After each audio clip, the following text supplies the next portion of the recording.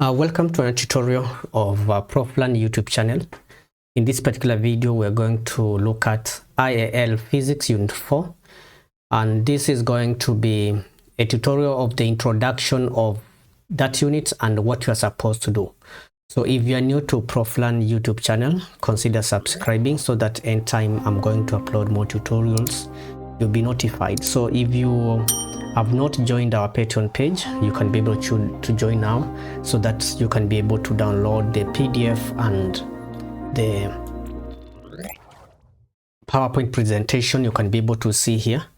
And in this particular video, we are going to have an overview of what are the main areas you are going to learn in Unit 4 Physics. If you have finished and you have done Unit 1, Unit 2 and Unit 3, then now be ready to do Unit 4. And this is further mechanics, fields and particles. In this exam for Unit 4, it's an externally assessed written examination, and it takes 1 hour 45 minutes. So what you're going to realize that is in this particular exam, you'll be asked questions.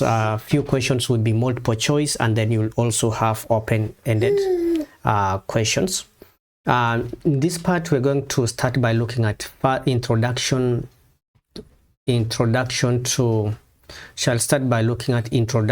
to mechanics, further mechanics, and in that particular part, let me just take you straight to the key and most important areas for further mechanics. In this particular part, the most important part or area that you're going to focus on is impulse. You need to understand that impulse is a product of force and time, and the formula involved to work out impulse, which also mean later we had also earlier we had also talked about impulse as the change in momentum. So which will mean that you can be able to say Ft is equals to mv minus mu, because change in momentum is final momentum minus initial momentum. I believe that is okay. Then which means that if we are going to divide by t both sides, we're going to get Newton's second law of motion. So because if you can be able to factor or to take m out, you are going to find F equals to ma. So that is the first part that you need to understand as far as this Unit 4 is concerned. So be prepared to work out question involving impulse and also momentum. We need also to look at types of collision. Of course, we know we have elastic collision where both momentum and kinetic energy are conserved, and when we are talking about momentum is conserved, it means that momentum before collision is equal to the momentum after collision. I believe you know how the formula to work out momentum, and momentum is considered to be a vector quantity. So another concept is also about inelastic collision, where only momentum is conserved, but kinetic energy is not conserved, because some of it is converted to sound, or some of it is lost as thermal energy to the surrounding. So basically that's important. Those are the key areas that you have to remember in this particular topic. I would like also to remind you that you need to understand the relationship between momentum and kinetic energy, meaning that you can be able to work out kinetic energy in terms of momentum. So we know that momentum is mass times velocity, isn't it? Then also, which means that we have to remember that kinetic energy is equals to a half mv squared. So which means if we go ahead and make v the subject formula in momentum, we shall have v is equals to momentum over mass. Then if we substitute that into the formula of kinetic energy, this is going to reduce to kinetic energy is equals to p squared over 2m, p squared over 2m in that case. So we shall have kinetic energy is equals to p squared over 2m. So we have to include that in the next section there. So the main part that we're going to look at now is how you can be able to use that particular formula And the formula that we're talking about is kinetic energy is equals to P squared over 2m. Now you can be given a question whereby you are supposed to work out the kinetic energy of an object after some transformation. So we have a particle of mass m has kinetic energy E and momentum P. We have the second object also. This second object is object B, or particle B, which has mass half the mass of the first one, and it also has a momentum of 2p. So we are supposed to calculate the kinetic energy of B in terms of E. So which means that using the formula that we have said, P squared over 2m, it will mean that we can be able to relate how doubling momentum can be able to affect the kinetic energy. So doubling momentum, you see momentum is squared here. So which means if you double momentum, it means that kinetic energy is going to increase by which factor? It's going to increase by factor 4. And also, if you have the mass, you reduce the mass by a half, then it means also the kinetic energy is going to be affected.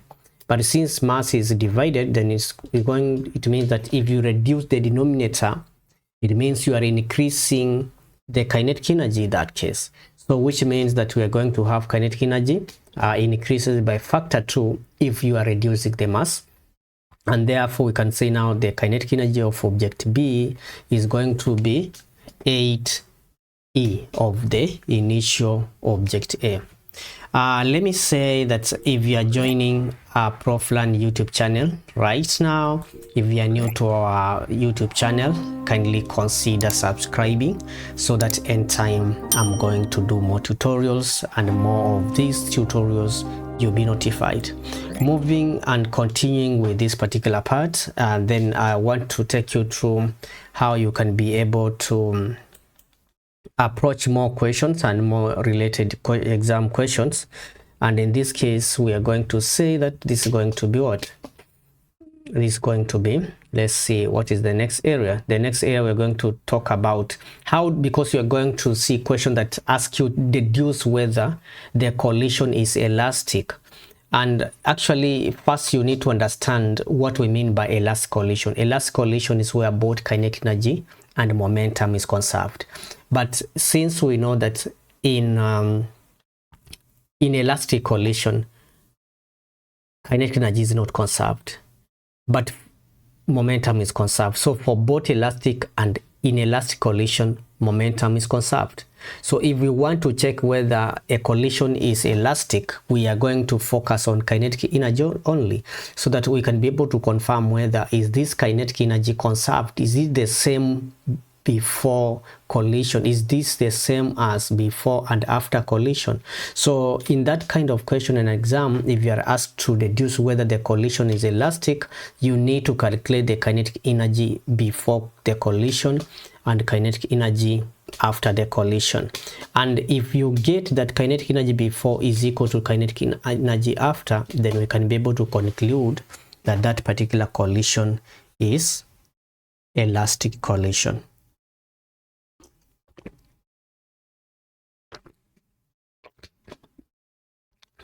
All right, so next we need also to look at a scenario whereby we have a mass of 4 kg moving at 30 meters per second, and that object collides on a wall. So if you hit an object on the wall, or an object is approaching the wall, the chances are this object is going to bounce back, right? This object is going to bounce back. So if we given a scenario whereby an object is approaching at 30 meters per second, and that this has a mass of 4 kg, then we are told that the collision takes t a time 0.065. When it collides and it bounces back, it takes 0.065. If the mass, if the speed, the rebound speed is 25 meters per second, we are asked what amount of force was exerted on the wall by this. So we are going to say, to calculate the force, we are going to say impulse, because force times time is impulse. So impulse is equal to change in momentum, and we have to understand that momentum is a vector quantity, so meaning that we have to look at the direction. Momentum before collision, we can consider mass times final velocity minus mass times initial velocity. So momentum is vector, so we have to put into consideration of that.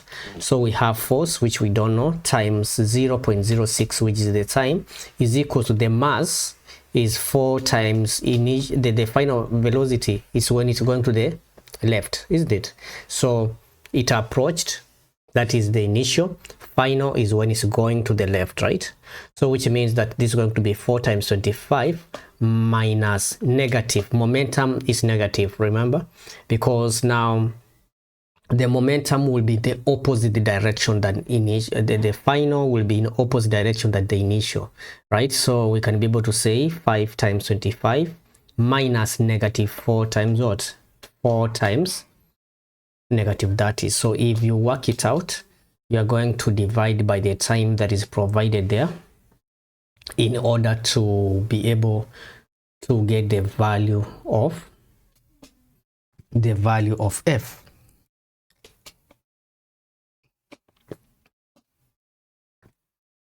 So which we are going to work out, and we shall get 3,667, which becomes the force exerted by this tennis ball.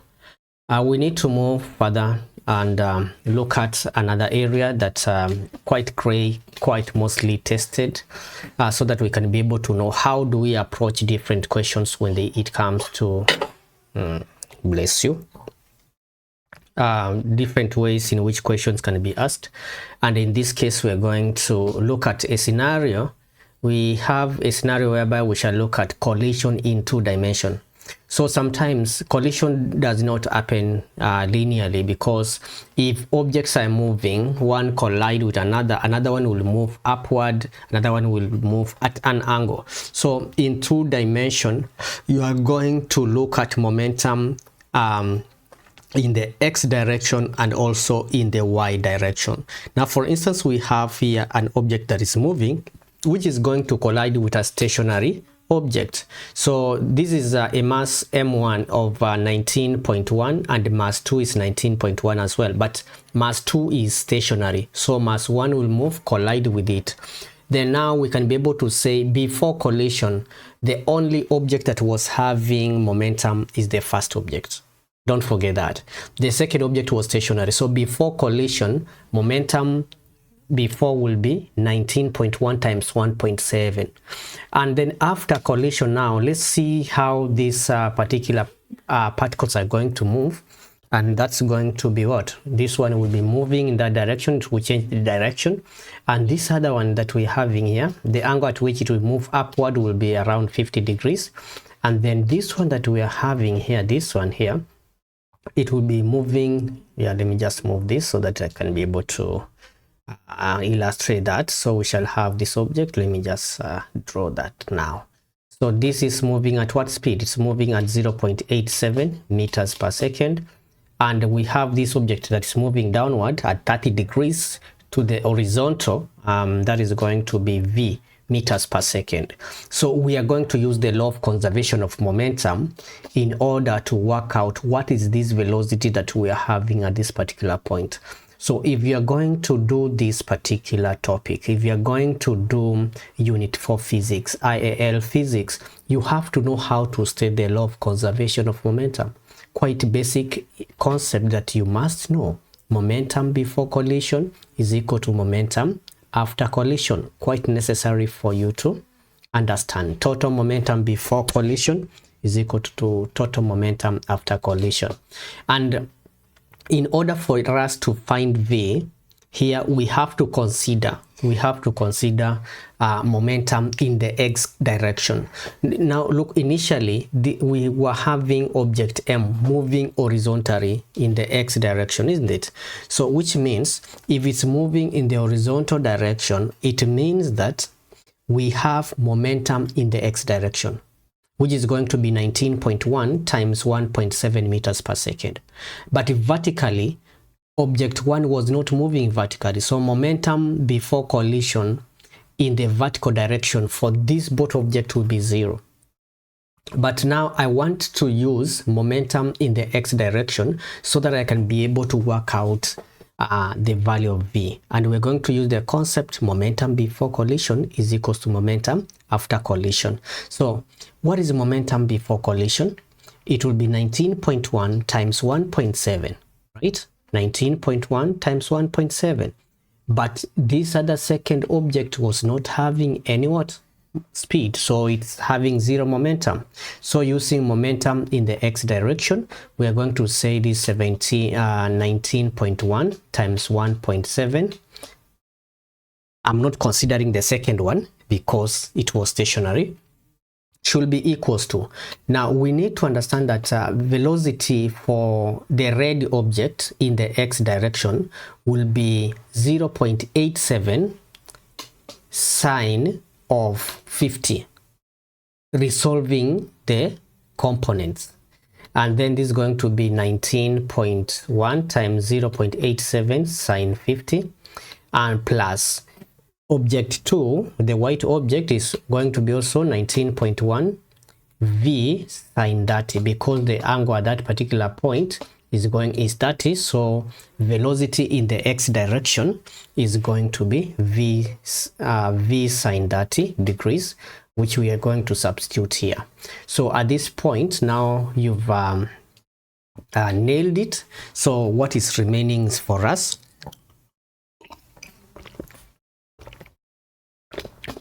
to simplify what we have so that we can be able to get what is the final answer. So we put the like terms together, we reduce whatever we have in the left hand side so that we can be able to have our expression for v, so that we can be able to solve an equation for v, and this is going to reduce to 9.55v, putting the like terms together, and then we shall divide both sides by 9.55, which will mean that if we divide, we are going to get our answers 2.07 meters per second. So basically that's what we are going to do in that particular area. Whenever you are asked to work out maybe missing angle, you can be asked to work out the missing velocity, or you can be able to work out the missing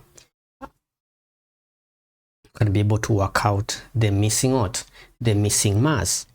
Now moving on, and we also have another question here which we can be able to ideally work out so that we can be able to finish up. Basically this is the introduction, because the next you need to check in the description below. I've added a link that is going to take you straight to the next area, and the next area of focus as far as this topic of further mechanics is concerned, we are going to focus now circular motion. So we are going to look at circular motion on how you are supposed to work out different questions. So if you have an object which is approaching a wall or a hard surface at an angle of theta, and that object is going to bounce back at the same angle of theta, we are given the mass of the object is m, speed is v, angle is theta, time t is what? Time is t. We are supposed to work out the force exerted. So you need to resolve, you find the horizontal component of the velocity when it's approaching, and also the horizontal component when the object is also moving away. So we can be able to know and work out the momentum, so that we can be able to say impulse Ft is equals to change in momentum. So momentum, final momentum minus initial momentum is going to give us the change in momentum. But we have also to remember that momentum is directional. So that's why we're going to have mv sine theta. Now, the velocity in the x direction is going to be mv sine theta minus, this is going to be minus, so this is going to be minus that, but this should be negative because momentum is vector, is a vector quantity. And if you work it out, you are going to have the equation reduced. The force exerted by the wall is going to be represented by that particular part. If you are new to ProfLearn YouTube channel, consider subscribing so that you can be able to be notified anytime I'll be doing more tutorials like this. If you have enjoyed the video, remember to check also in the description. There's a link that is going to take you straight to where you are going to download the PDF of the papers, all the PowerPoint that I was presenting there.